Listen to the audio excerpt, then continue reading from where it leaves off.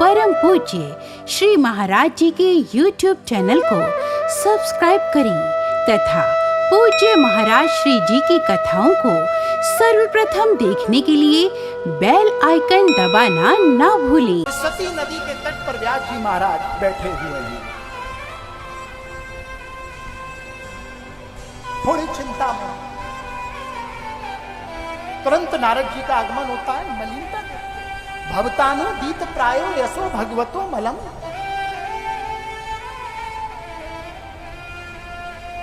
कारण क्या है? क्या कारण है इसके पीछे? व्यास जी महाराज कहते हैं मालूम नहीं है मुझे कुछ नहीं मालूम, पता नहीं, लेकिन मेरा मन दुखी बहुत है, बहुत दुखी है मेरा मन, लेकिन दुख का कारण मुझे नहीं मालूम। श्री नारद जी महाराज कहते हैं दुख का कारण है कि आपने 17 पुराण तो लिख दिए, उसमें ज्ञान की चर्चा कर दी, लेकिन कोई ऐसा पुराण नहीं लिखा जिसमें भक्त और भगवान की चर्चा हो। और जब तक आपके हृदय में भक्त और भगवान का चरित्र नहीं समाविष्ट होता, तब तक आपके दुख से आपको निवृत्ति नहीं मिलेगी। श्री नारद जी महाराज कहते हैं इसी विषय पर अपने पूर्व जन्म का चरित्र सुनाते हैं कि हे व्यास जी महाराज, पूर्व जन्म में मैं दासी का पुत्र था, रोज संतों की नित्य सेवा करता था। मेरी माँ जब संतों के पास सेवा के लिए जाती थी तो मैं उन्हीं के पास चला जाता था, संतों के पास अपनी माँ के साथ साथ। और मेरी माँ सेवा करते रहती थी घर बार की, उस संतों की कुटिया की, और मैं संतों के ही चरणों में बैठ करके उनसे सत्संग प्राप्त कर लेता था। सत्संग की स्थिति बनती नहीं है, हमें बनानी पड़ती है, हमें बनानी पड़ती है। ऐसा माहौल बनाओ सत्संग का कि उस सत्संग की कांति से आकर्षित होकर के व्यक्ति अपना जीवन परिवर्तन करे। श्री नारद जी महाराज कहते हैं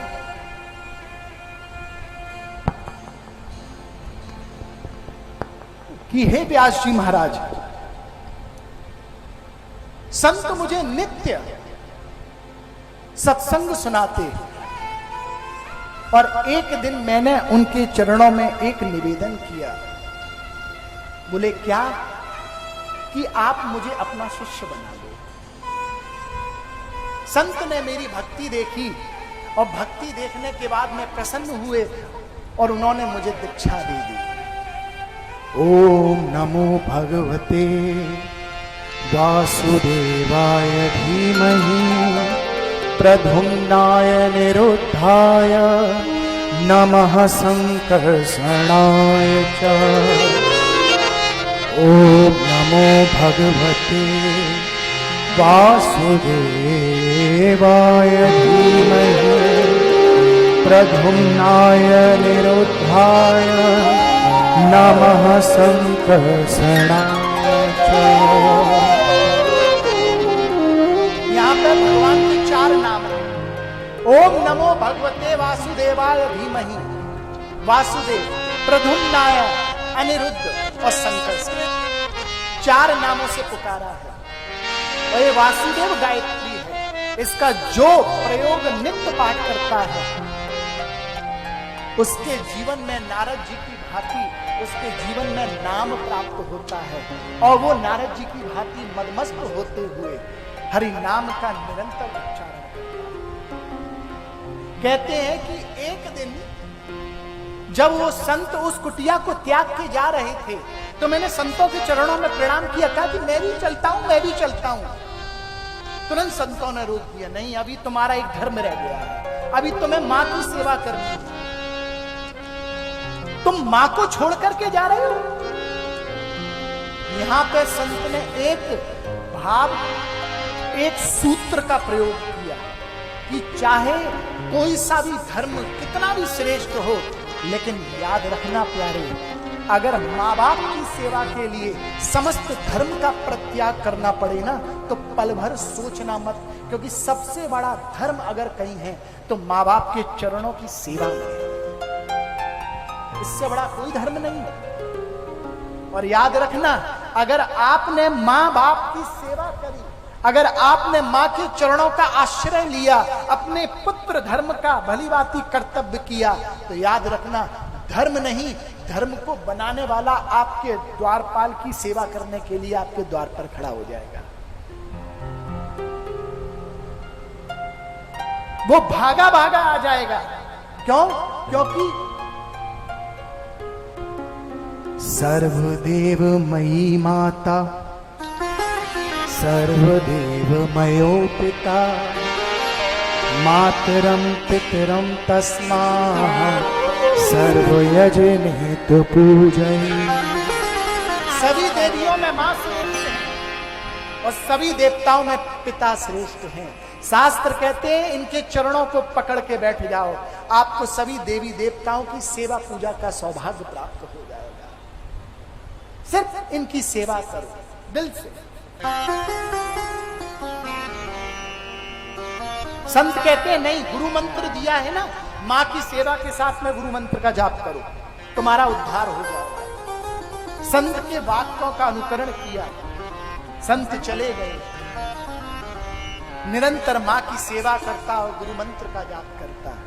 एक दिन सर्प के डसने के प्रभाव से दासी की मृत्यु हो गई। वह दासी पुत्र स्वतंत्र हो गए और निरंतर गुरु मंत्र का जाप कर रहे थे। कुछ पल के लिए ध्यान लगाया तो ध्यान में ब्रह्म का साक्षात्कार पाया।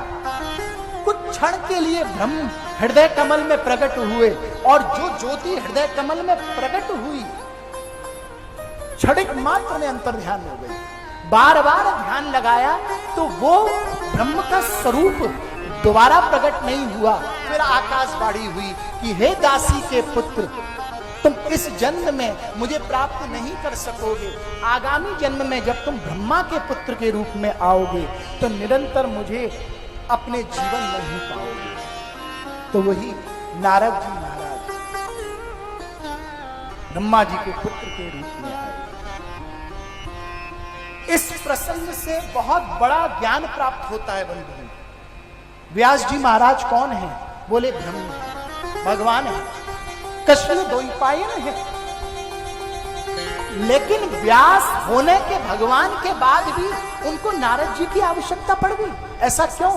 क्योंकि इस लीला से ये ज्ञान, ये बोध होता है कि अगर भगवान भी इस धरा पर आएंगे तो भगवान को भी तरने के लिए गुरु की आवश्यकता है। बिना गुरु के जीव की कोई गति नहीं है प्यारे।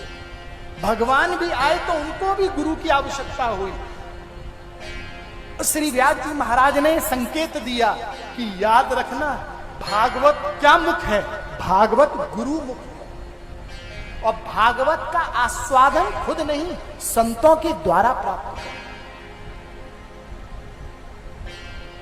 खुद भी तो कर सकते थे, खुद भी रच सकते थे, क्या नहीं मालूम उनको? मालूम है, लेकिन नहीं किया। बोले क्यों? क्योंकि संसार को दिखाना चाहते थे कि अगर जीवन में बिना गुरु बनाए निकल दिए ना तो याद रखना खालिसपन हो जाएगा, जीवन खाली रहेगा। और एक बार अपने आप को गुरु के चरणों में समर्पित करके देख, तेरे जीवन में भागवत का रस तेरे रोम रोम में ना भर दी तो बोलिए। एक बार गुरु के चरणों में समर्पित होकर तो देख। यहां पर व्यास जी महाराज ने मानो नारद जी को अपना गुरु बनाया है और उनके द्वारा भागवत का ज्ञान प्राप्त।